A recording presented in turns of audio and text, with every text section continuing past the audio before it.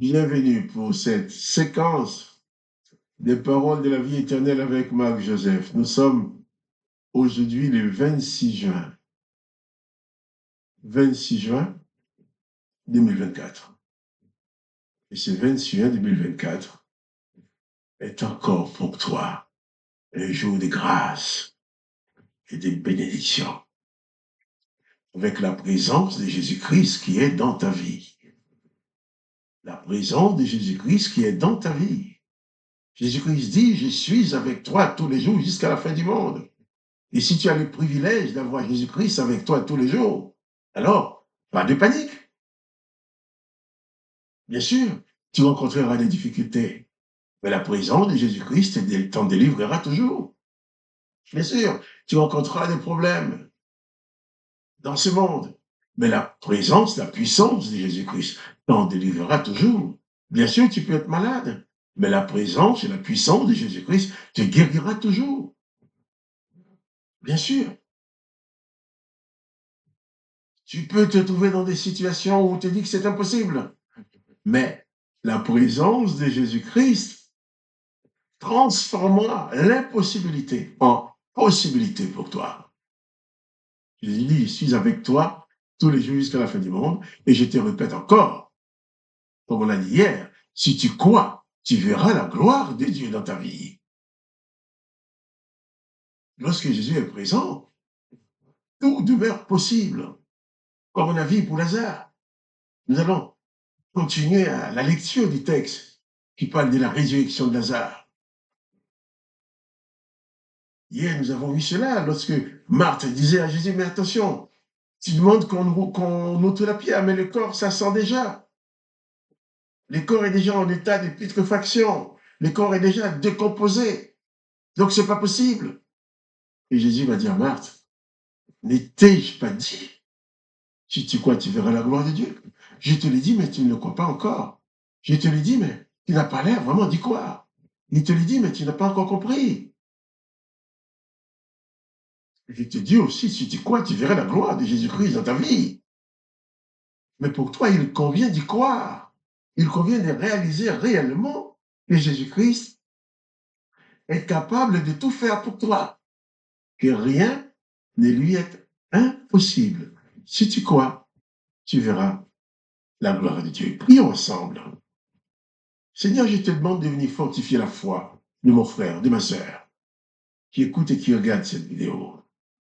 Aide-la, aide-les à croire en ta toute puissance pour sa délivrance, en sorte que les désespoirs ne viennent pas envahir sa vie pour provoquer de la déprime, mais que plutôt la foi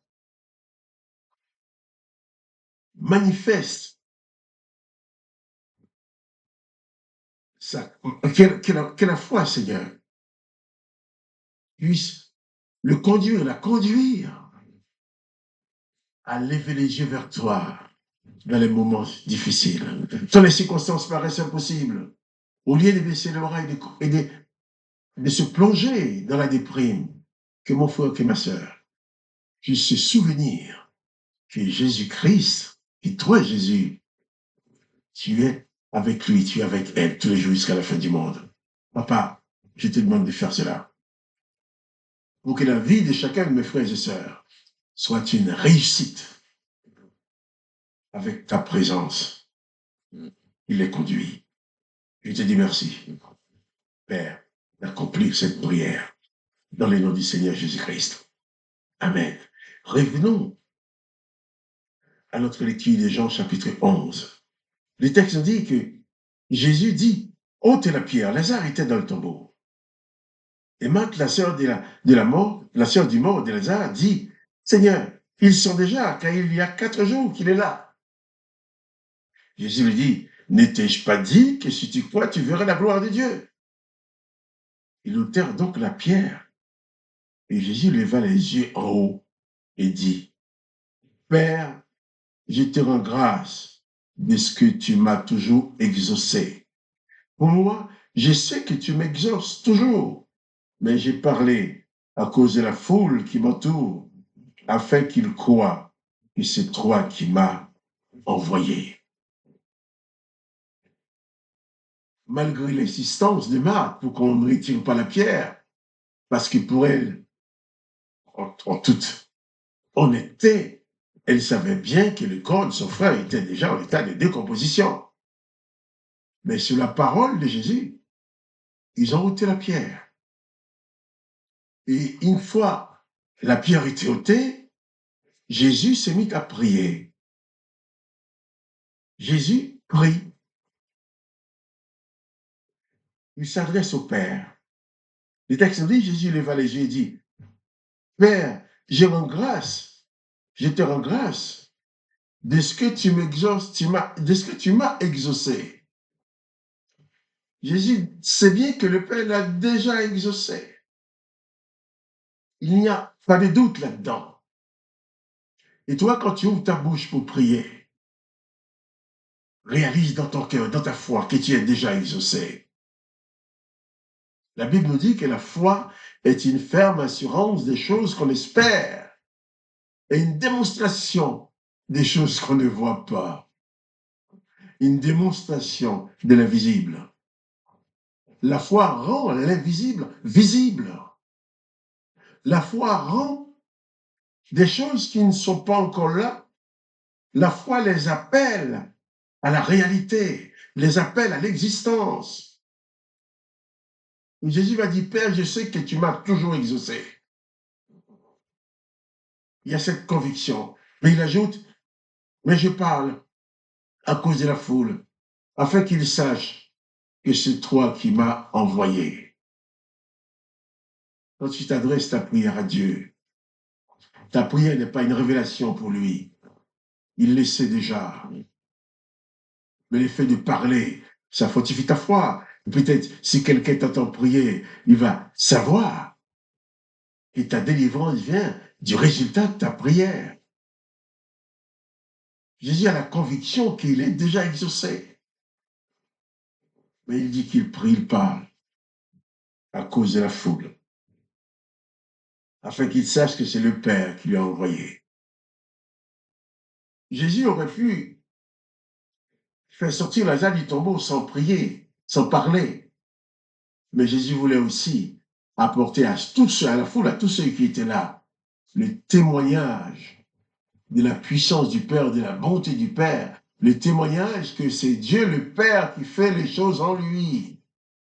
Et de même toi, lorsque tu reçois ta délivrance, n'oublie jamais d'en parler pour dire aux gens, c'est Dieu qui m'a délivré. C'est dans le nom de Jésus que j'avais prié. C'est dans le nom de Jésus que Dieu le Père m'a délivré. C'est dans le nom de Jésus que Dieu le Père m'a guéri. C'est dans le nom de Jésus que Dieu le Père a apporté la solution à mon problème. C'est dans le nom de Jésus que j'ai reçu ma délivrance.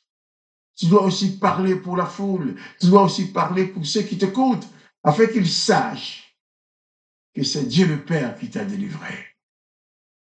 Quand tu sais que Dieu t'a exaucé, tu reçois l'exaucement de ta prière, ne ferme pas ta bouche. Ne ferme pas ta bouche. Parle. Proclame la guérison. Proclame la délivrance que tu as reçue. Proclame la puissance du Dieu le Père dans ta vie. C'est ce que Jésus a fait. Jésus sait qu'il est exaucé. Il dit, Père, je sais que tu m'as toujours exaucé, mais je parle à cause de la foule. Toi aussi, nous avons prié. Tu vas prier. Mais quand tu seras exaucé, il faut en parler, il faut témoigner. Il faut parler de la gloire de Dieu, parler de la puissance de Dieu.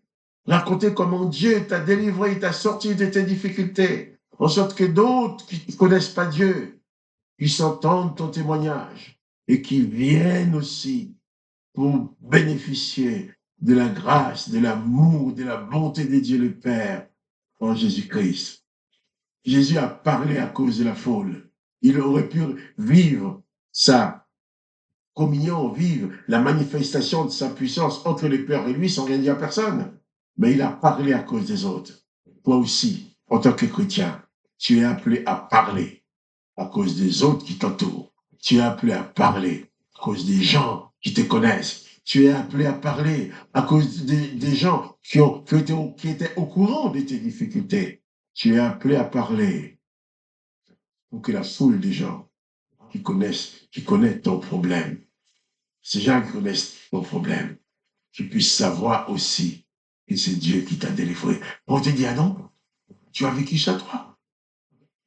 Quand tu es là, tu as vécu ça? Oui, je l'ai vécu parce que le Seigneur Jésus a intervenu dans ma vie. Jésus intervient, mais Jésus veut que toute la gloire aille au Père.